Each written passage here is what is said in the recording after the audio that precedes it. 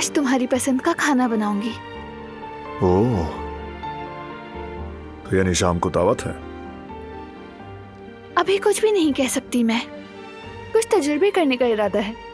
लगता है आज काफी थकाओगी खुद को तुम। मसरूफ रहना अच्छा लगता है। अब मैं चलती हूँ।